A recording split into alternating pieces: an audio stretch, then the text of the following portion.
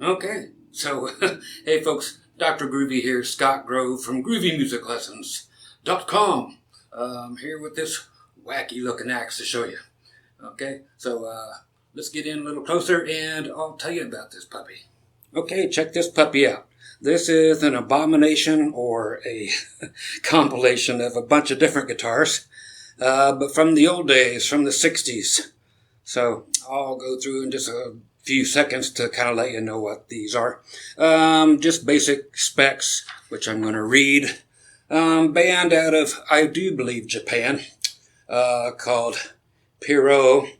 This here's actually a signature series by guitarist June Alvino. Okay, he actually used the ESP model. This one is under the name GrassRoots. Okay, with ESP, they have, of course, the LTD and the Edwards names, and also the GrassRoots name, and a few different ones. These are made in Korea. Okay, so we know they got some good quality out there. Got an alder body, the bolt-on maple neck with the rosewood fingerboard with 22 frets. We're looking at a 16-inch radius from start to finish. Okay, one volume control, a 5-way switch, and the scale length is that of a Gibson. So your 24.75 thing going on. Okay, when I got it, it will, well, it did. Had a regular single coil, and a blade humbucker. Why didn't I show those to you to begin with? I'll show them to you in a little bit. You'll never get to hear them because I bought this, of course, knowing that I would full well be putting silver lace sensors in there. I did have to get the roto zip out in order to make these fit. They just weren't wide enough. So I widened them up and painted the inside with a Sherwood green in order to match this. Some folks think this is blue. It is sometimes. It does a little flip-flop thing. The people that do have this, first of all, I got this from Moscow, Russia, is where I got it from, used off of Reverb. And yeah, you got to get in weird places like that, or Japan. Of course, the real model of this was the Edwards second that the guy used, but mainly as ESP. I'll show you those as well compared to this in a second on my pewter. So yeah, I knew I didn't want no humbucker down here and that I was going to do the whole lace thing. So I didn't even plug it up when it came here. It came shipped with the neck off of it, which was groovy because I got it for $295 and $50 shipping from Russia. So that was pretty groovy. Okay, so again, I didn't even plug it in to check it out because I didn't care what the pickup sounded like because it looks too cool in order to bother screwing around with things. Look at the headstock. Okay, this should look very familiar to some of you guys. Yeah, it's a dead ringer for the original Bigsby, all the Bigsby guitars, the Merle Travis, the Martin. Martin did one with this headstock by Bigsby, the D21. I'll show you all that again in a second. You guys are thinking, yeah, I kind of know this little curly Q thing up here. I'll show you that too. And this down here. Both came from, believe it or not, the same guitar. The little drop down here came from yet another guitar. We do have the belly cut right here. Make everything nice and groovy. Again, bolt-on neck with every model or every brand name they made. So even the ESP has that. One master volume, which I do not have a treble bleed on or anything, so it does kill your tone once you roll it back a little bit. But since I'm using my Lele volume pedal, yeah, I switched volume pedals and I switched compressors too. When I was just now playing, I wasn't using anything, just the straight amp. So no compressors, no volume pedals, nothing. I was just using the 4-position, those 2 pickups. Okay, one thing that's really cool in here are these side markers. They are flipping huge. Okay, you can't miss those, and I love that. I'm still live here. I've got my wireless on back here, so that's what's going on. But yeah, huge fret markers. I love that back there. Also, the output jack, just the same way I do things. Comes here, so it goes right through your guitar strap. So it's actually inlaid into there. Very cool feature. Actually, my white Iceman Groovy X is the same way. So it's nice to see somebody else do the same thing. Okay, so no whammy, just it's a hardtail. Okay, all the other versions of this actually have block inlays where we have the dots here. You never have to look at these dots because the other ones are bigger on the sides than they are on the front. The tilt back headstock, I didn't think I would dig. You know, of course, who would? In my position, when you're a Fender guy, there is a volute back here to help with breaking the headstock. With the tilting back as much as it does, I thought it would limit me on my over the nut bends.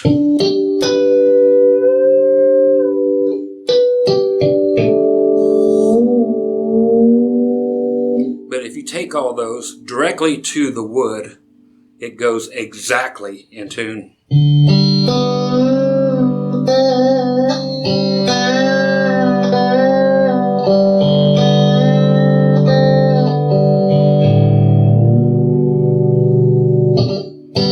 I actually have a little more room on the B.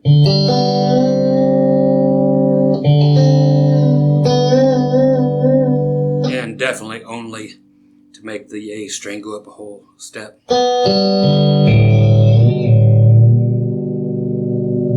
So, hey, I'm not out anything. I'm out a little half step extra that I might use on a B string. After I go a whole step, I like to go another half step, you know, on Fender X's. But yeah, the big ass Bigsby designed headstock here. Some might think it looks odd with the guitar, but hey, it's cool, I think. Also, this thing is light, okay? It's not neck heavy at all. That's perfectly balanced. They elongated this part, but I'll show you why and where they came from. Okay, so it does look similar to an Iceman if it was down here, or an Ibanez Fireman.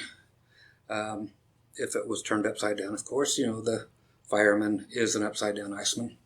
But I'll go through here on the computer and show you a few things and just talk while I'm aiming the camera at that. And you'll see why this is familiar looking to those of you who are in your 50s or 60s. The rest of you may not see anything you recognize, but there's definite things on here so that there is nothing original about this. It is like 5 different guitars, 100% copied to the max. Okay, so I'll show you those now. Okay, so here's the way the guitar came to me. As you can see, there's a blade humbucker there, 2 short single coils side to side. Again, reason I had to route it. They're showing chrome saddles on here. That was added later. So mine have the original black saddles. Okay, now to show you where everything came from on here, as far as all the parts Of course, the tummy tuck and the body thing here came just from a good old Strat. The down here, the little way it kind of droops down here, came from a Jazz Master. I've got my Jizz Master over here, so you can see how it droops on this side. So that's kind of how that happened. Okay, believe it or not, the rest of the body, as far as all this up here, is a combination of two Rickenbacker guitars from back in the 60s. Okay, the first one I'll show you, which shows this part right here, and then a very shortened version of this. I'll show you that, and then I'll show you the long version. So it's two different Rickenbackers in one. Okay, one is this. So there's the long version that is on here. Okay, so it's a definite rip off of that, but not this part. Okay, remember the other part has the pointy deal going on, which is this. Okay, so now we have another Rickenbacker coming up, which has exactly this, and then this, but this one being half as short as it is. If you remember the Beatles, you remember this, or Roger McGuinn, or George Harrison playing their 12 strings, and so forth. It had the next version of this that I'll come to. Okay, other things that look familiar, also going to be that headstock, the Bigsby. Here's the other one that everything was taken from. There's that point down there. Okay, and here's the short version of the top. Sorry, my shit's moving around, but I'm not as steady as I used to be. Okay, so that's the other Rickenbacker that it was taken from. So definitely that, and then, like I said, the long version of that up there. So those are the guitars that were used. Again, the Jazz Master and the Strat for the bottom part, and then the elongated version of this, which I showed you, and this part right here make up the entire body. Of course, the Strat without a pick guard is what happened, hardtail is what happened with the pickups, and just one master volume, which is one more knob than I would ever use anyway. Okay, let's look at a few more things. Okay, here's the Ibanez Fireman, just to show you the curly Q up here. There's the Bigsby headstock via the Merle Travis guitar that was out before Tellys and all that stuff, but that's exact, an exact duplicate of this headstock. So that's what they went for. And the tilt back is the same. If you'll notice on here, it does have a metal nut, so it would have sounded a lot more uniform, with the metal nut being probably about the same composite material as the frets. So a groovy thing there by having basically a 0 fret, but actually the nut made out of just that same composite. Okay, here's the Martin D21 reissue, but with the Bigsby headstock, the same headstock that I'm using on, or that this guitar has. You're like, wow, how weird is that? Well, let's say they did about 100 of these. These are the reissues, and then the original ones of these are worth about 100 grand or better, which is this one. Okay, the original Martin D21 weird pickup. I'm sorry, pick guard. Anyway, but there's the Bigsby headstock. I don't know if you can see because I'm shaking so much, but the inlays are like a pedal steel. They're all like hearts, clubs, diamonds, and such. Spade, green clovers. Okay, so here's the Edwards version. Headstock again. Sorry for the shaking, guys. It's even got anti-shake on here. Got a regular humbucker in there, and you'll notice the volume knob being here and the 5-way switch being back here. The 5-way on mine is located under here, underneath the volume knob. Okay, so here's the Edwards one, and it is bound with white binding. And again, showing just a regular humbucker and the block inlays. Okay, here's another Edwards, but getting closer to what the guy actually used. Okay, again, the same deal. It does have body binding in white again and neck binding.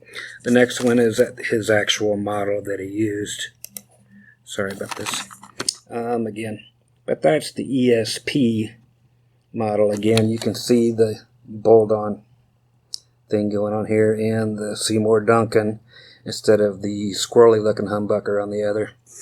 And try to get done with this, so that is it. So I can quit with the shaking. Okay, so that's what's going on with that.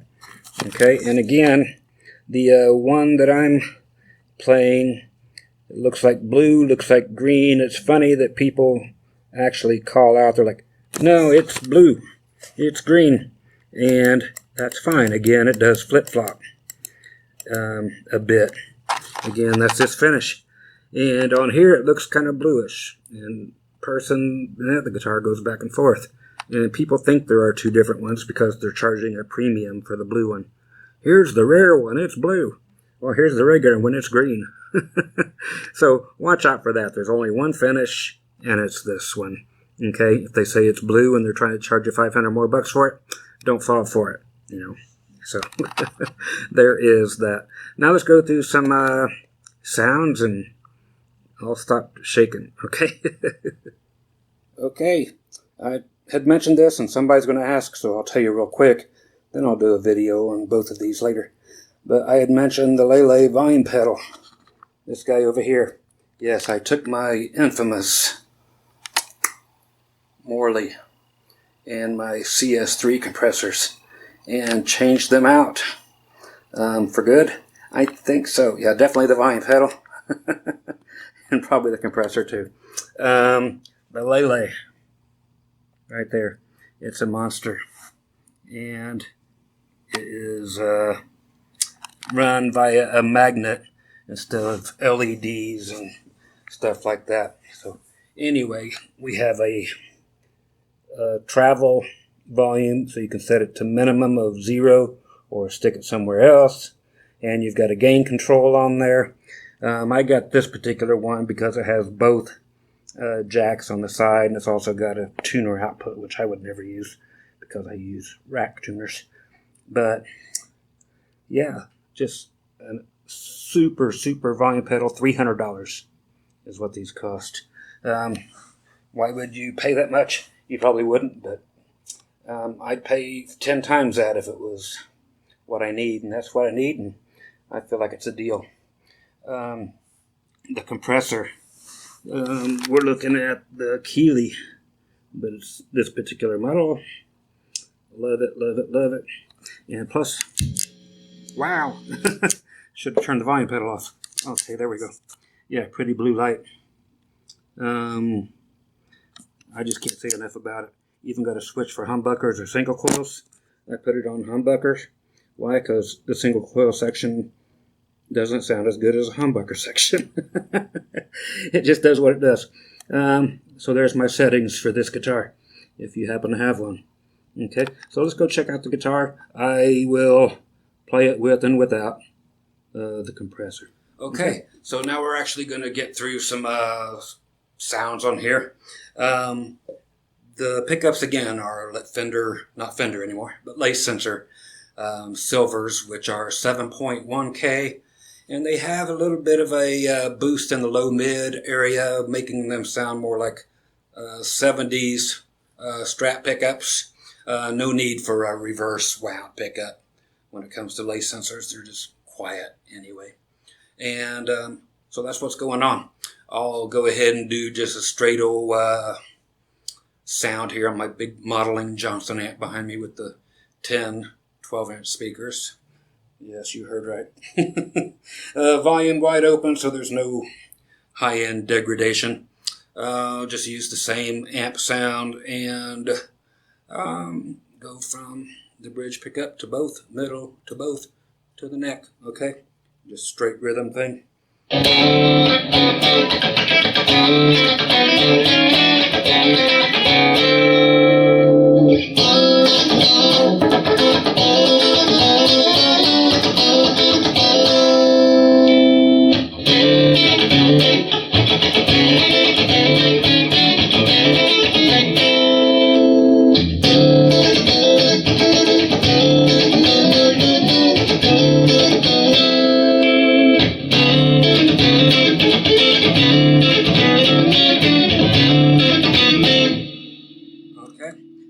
yes, that was with compressor.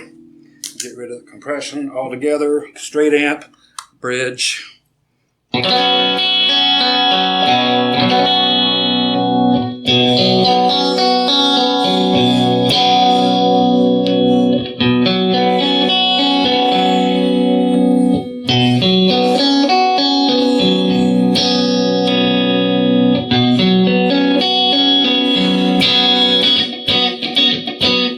Okay, so that's that. For those of you who like my good old boner tone, that's in the neck position. Okay,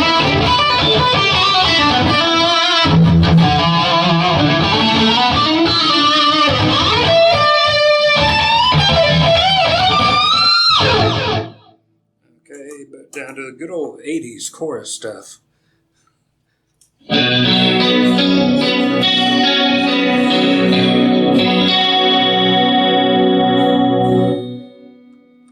Acoustics ringing.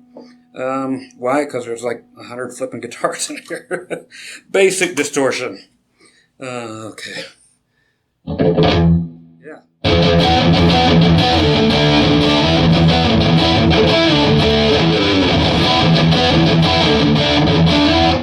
Now that's in the 2 position. I just like a Strat in the 2 position with distortion. I don't know why. Here's the bridge.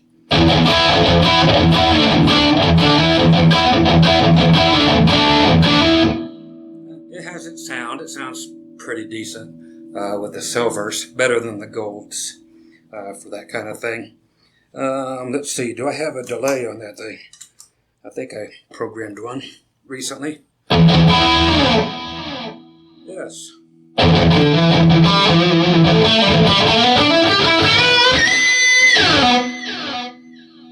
You blunt. And what else? Let's see. Try, the old steel guitar sounds.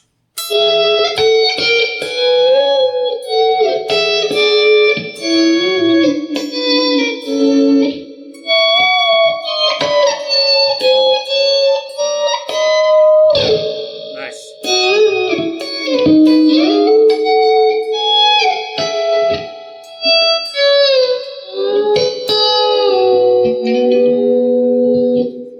Neato.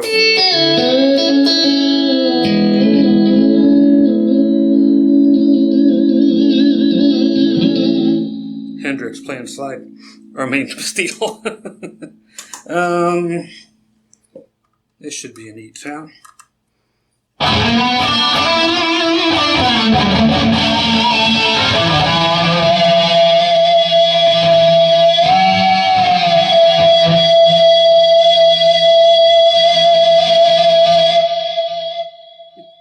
I bet that would sound good with a wah, I'm thinking.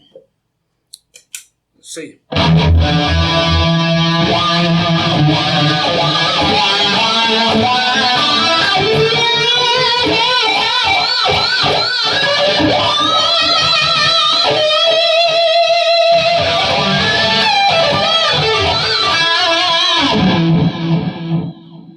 Who knows?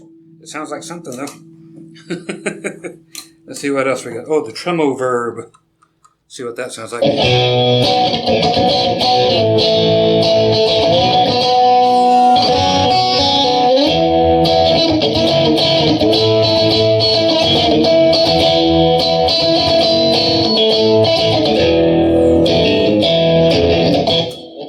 so those are some sounds.